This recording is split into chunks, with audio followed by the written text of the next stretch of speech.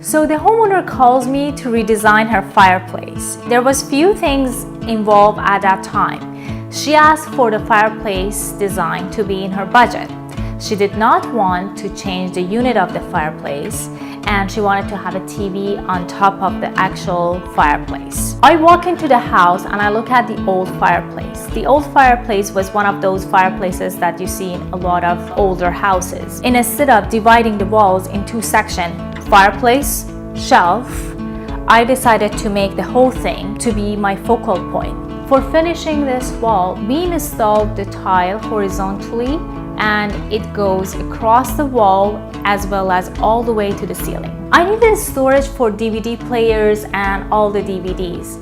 So I've designed a little cupboard on a side that has glass doors so you can use your remote control. Now I had the fireplace and TV on one side and I had the storage on the other side, and somehow I needed to connect them together. I used the mantle to go across and turn over to the cupboard and create that asymmetrical look, and that's how I connected the whole thing together.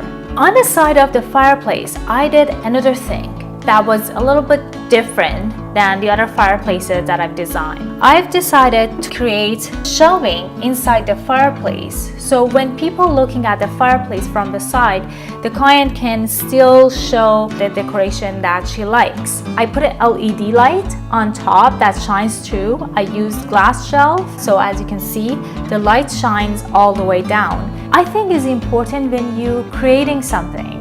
Doesn't matter how small or how big is the project, you just want to think outside of the box. You want it to be different, and don't be scared to be different.